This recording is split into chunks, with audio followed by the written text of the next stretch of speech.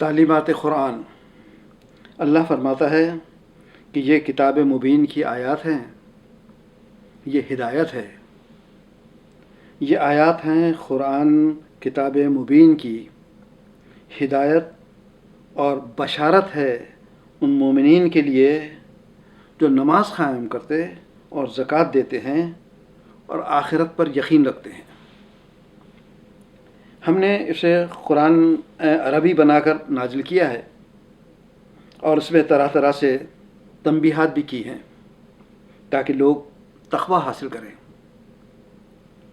ہم نے اس قرآن میں لوگوں کو طرح طرح سے سمجھایا، مگر انسان بڑا ہی جھگڑالو واقع ہوا ہے۔ حالانکہ ہم نے واضح اور صاف صاف آیات نازل کر دی ہیں اور صراط مستقیم کی طرف ہدایت اللہ ہی جسے چاہتا ہے دیتا ہے۔ سارے جہان کے لوگوں کو مخاطب کر کے اللہ فرماتا ہے کہ لوگوں، ہم نے تمہاری طرف ایک ایسی کتاب بھیجی ہے جس میں تمہارا ذکر ہے، کیا تم عقل سے کام نہیں لیتے؟ اور ہم نے نہایت واضح آیات تمہاری طرف نازل کی ہیں اور ان پچھلی قوموں کی مثالیں بھی پیش کر چکے، اور وہ نصیحتیں بھی جو متقین کے لیے ہے۔ لیکن جو لوگ اللہ کی آیات پر ایمان نہیں لاتے، بے شک اللہ انہیں ہدایت نہیں بخشتا۔ بے شک یہ قرآن وہ راہ دکھاتا ہے جو بالکل سیدھی ہے۔ جو لوگ اس پر ایمان لا کر عمل صالح کرنے لگے ہیں، ان کو بشارت دیتا ہے کہ ان کے لیے بہت بڑا اجر ہے۔ رسول اکرم سے خطاب فرماتا ہے کہ یہ ایک ایسی کتاب ہے جسے ہم نے تمہاری طرف نازل کیا ہے تاکہ تم لوگوں کو تاریکیوں سے نکال کر روشنی میں لے آؤ ان کے رب کے اذن سے۔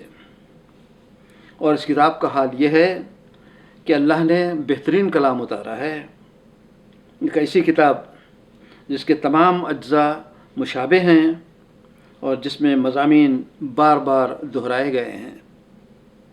اسے سن کر ان لوگوں کے رونگٹے کھڑے ہو جاتے ہیں جو اپنے رب سے ڈرتے ہیں، پھر ان کے جسم اور ان کے دل نرم ہو کر اللہ کے ذکر کی طرف راغب ہو جاتے ہیں۔ یہ اللہ کی ہدایت ہے، وہ جسے چاہتا ہے ہدایت بخشتا ہے۔ ان تمام باتوں کے ساتھ ساتھ قرآن کی آیات کو سمجھنے کے لیے ایک بنیادی نقطہ واضح کرتا ہے کہ وہی ہے جس نے ہم پر کتاب نازل کی، جس میں محکم آیات ہیں جو ام الکتاب ہیں، اور دوسری متشابہات جن لوگوں کے دلوں میں تیڑ ہے، وہ فتنے کی تلاش میں متشابہات کے پیچھے ہی پڑے رہتے ہیں اور ان کی تعویلات کرنے کی کوشش کرتے رہتے ہیں۔ ایک اور مقام پر فرماتا ہے کہ جو لوگ ہماری آیات کو الٹے معنی پہناتے ہیں وہ ہم سے کچھ چھپے ہوئے نہیں ہیں۔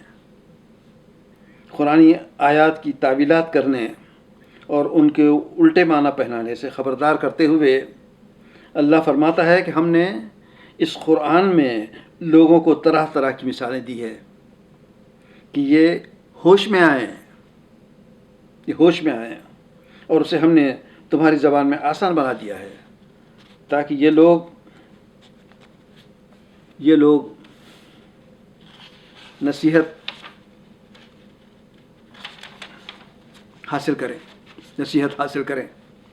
اور فرماتا ہے کہ حقیقت یہ ہے کہ یہ کتاب تمہارے لیے اور تمہاری قوم کے لیے ایک بڑا شرف ہے، اور یہ کتاب مومنوں کے لیے تو شفا و ہدایت ہے، لیکن جو لوگ ایمان نہیں لاتے ان کے لیے کانوں کی ڈاٹ اور آنکھوں کی پٹی ہے۔ اور یہ حق ہے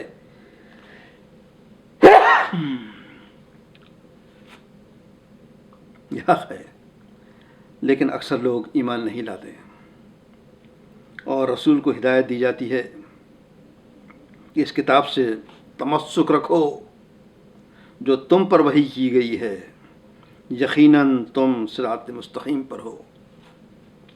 انسانوں کو پھر دعوت فکر دیتا ہے کہ لوگوں، تمہارے پاس تمہارے رب کی طرف سے نصیحت آ گئی ہے۔ یہ وہ چیز ہے جو دلوں کے امراض کی شفا ہے اور ہدایت ہے اور رحمت ہے مومنین کے لیے۔ رسول اکرم کی زبانی یہ پیغام اللہ دیتا ہے کہ تمہارے پاس تمہارے رب کی طرف سے بصیرت بھیجی جا چکی ہے۔ اب جو بینائی سے کام لے اپنا ہی بھلا کرے گا، جو اندھا بنے گا اپنا ہی نقصان کرے گا۔ میں تم پر پاسبان نہیں ہوں۔ انسانی عقل کو جھنجھوڑتا ہے کہ کیا ان لوگوں نے قرآن پر غور نہیں کیا؟ کیا ان کے دلوں پر قفل پڑے ہوئے ہیں؟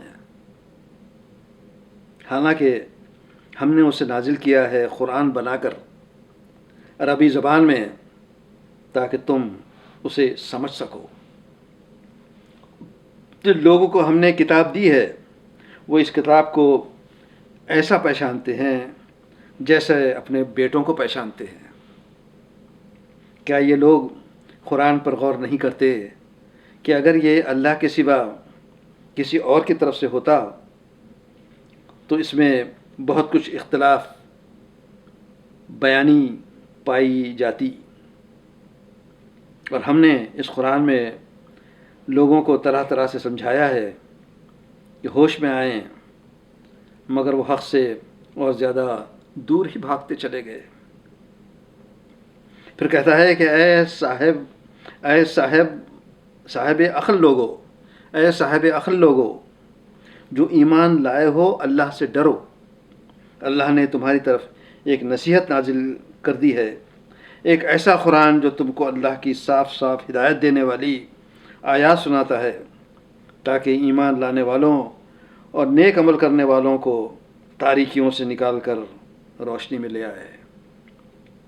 اور جو لوگ کتاب اللہ کی تلاوت کرتے ہیں اور نماز قائم کرتے ہیں، اور جو کچھ رزق ہم نے انہیں دیا ہے اس میں سے کھلے اور چھپے خرچ کرتے ہیں، وہ یقیناً ایسی تجارت کے متوقع ہیں جس میں ہرگز خسارہ نہ ہوگا۔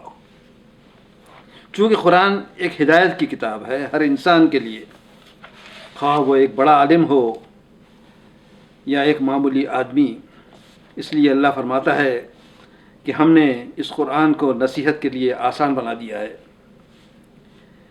پھر کوئی ہے نصیحت قبول کرنے والا، اور ان آیات کا اثر یہ ہے کہ اللہ فرماتا ہے کہ اگر ہم نے یہ قرآن کسی پہاڑ پر بھی اتارا ہوتا تو تم دیکھتے کہ وہ اللہ کے خوف سے دبا جا رہا ہے اور پھٹا پڑتا ہے۔ یہ مثالیں ہم لوگوں کے سامنے اس لیے بیان کرتے ہیں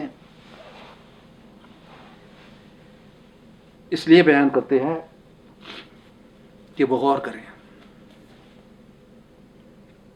اور ہم نے یہ قرآن تم پر اس لیے نازل نہیں کیا کہ تم مصیبت میں پڑ جاؤ۔ یہ تو ایک یاد دہانی ہے ہر اس شخص کے لیے جو تقویٰ رکھے۔ اتنی ساری تفصیلات قرآن کے بارے میں مختلف مقامات پر بیان کرنے کے بعد فرماتا ہے کہ یہ اللہ کی آیات ہیں جنہیں ہم تمہارے سامنے حق کے ساتھ بیان کر رہے ہیں۔ اب اللہ اور اس کی آیات کے بعد اور کون سی حدیث ہے جس پر یہ لوگ ایمان لے آئیں گے؟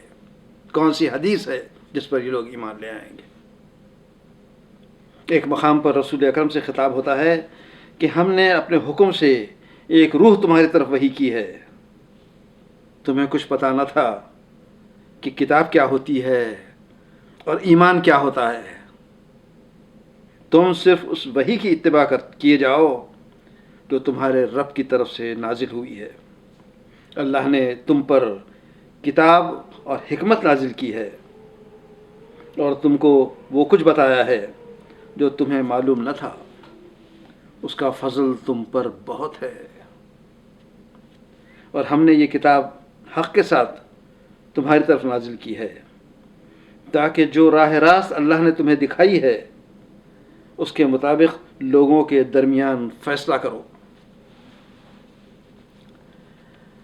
اب آگے قرآن کیسے پڑھا جائے؟ جب تم قرآن پڑھنے لگو تو شیطان الرجیم سے خدا کی پناہ مانگ لیا کرو۔ قرآن پڑھنے میں جلدی نہ کیا کرو، بلکہ قرآن کو ٹھہر کر پڑھو، اور جتنا آسانی سے پڑھ سکتے ہو پڑھ لیا کرو۔ اور جب قرآن تمہارے سامنے پڑھا جائے تو اسے توجہ سے سنو اور خاموش رہو، تاکہ تم پر بھی رحمت ہو جائے۔ قرآن سے کفر کی بات کرتا ہے، اللہ کی آیات میں جھگڑے نہیں کرتے، مگر صرف وہ لوگ جنہوں نے کفر کیا ہے۔ اس کے بعد دنیا کے ملکوں میں ان کی چلت پھرت تمہیں کس دھوکے میں نہ ڈالے۔ یہ کافر لوگ جب کلام نصیحت سنتے ہیں تو تمہیں ایسی نظروں سے دیکھتے ہیں کہ گویا تمہارے قدم اکھاڑ دیں گے، اور کہتے ہیں کہ یہ مجنون ہے، حالانکہ یہ تو سارے جہان والوں کے لیے نصیحت ہے۔ اور جب انہیں ہماری صاف صاف آیات سنائی جاتی ہے تو جو لوگ ہم سے ملنے کی توقع نہیں رکھتے کہتے ہیں کہ اس کے بجائے کوئی اور قرآن لے آؤ یا اس میں کچھ ترمیم کرو۔ تو اہل کتاب کے ایک گروہ کے بارے میں فرماتا ہے کہ جن لوگوں کو ہم نے پہلے کتاب دی تھی وہ خوش ہے اس کتاب سے جو ہم نے تم پر نازل کی ہے، اور مختلف گروہوں میں کچھ لوگ ایسے بھی ہیں جو اس کی بعض باتوں کو نہیں مانتے۔ ہم نے قرآن میں طرح طرح سے لوگوں کو سمجھایا ہے کہ تم خواہ کوئی نشانی لے آؤ، جن لوگوں نے ماننے سے انکار کر دیا ہے وہ یہی کہیں گے کہ تم باطل پر ہو۔ اس طرح ٹھپا لگا دینا اللہ ان لوگوں کے دلوں پر جو بے علم ہے۔ قرآن فرض ہے، اس کے بعد آتا ہے اللہ فرماتا ہے کہ یقین جانو کہ جس نے یہ قرآن تم پر فرض کیا ہے وہ تمہیں ایک بہترین انجام کو پہنچانے والا ہے۔ ہم دیکھتے ہیں کہ سارے قرآن میں سورہ نور کے بارے میں فرض ہونے کی خاص تاکید ہے۔ اس بارے میں آیات کے زور پر غور فرمائیے۔ یہ ایک سورہ ہے جس کو ہم نے نازل کیا ہے اور اسے ہم نے فرض کیا ہے، اور اس میں صاف صاف آیات ہے، شاید کہ تم سبق حاصل کرو۔ اس سورہ میں اخلاقیات کی جو باتیں بیان کی گئی ہے اور اللہ نے خود اپنی ذات کے تعارف میں جو ارشاد فرمایا ہے وہ قابل غور ہے۔ اس سورہ کی ایک ایک آیت پر توجہ کی ضرورت ہے، شاید اس لیے اسے فرض کیا گیا ہے۔ ایک دوسرے مقام پر قرآن کے بارے میں فرماتا ہے کہ تلاوت کرو اس کتاب کی جو تمہاری طرف وحی کی گئی ہے، اور نماز قائم کرو۔ نماز فحش اور برے کاموں سے روکتی ہے، اور اللہ کا ذکر اس سے بھی زیادہ بڑی چیز ہے۔ اللہ جانتا ہے جو کچھ تم کرتے ہو۔ قرآن بار بار تاکید فرماتا ہے کہ کتاب میں شک کرنے والوں میں نہ ہو، اور نہ ان لوگوں میں شامل ہو جنہوں نے اللہ کی آیات کو جھٹلایا ہے۔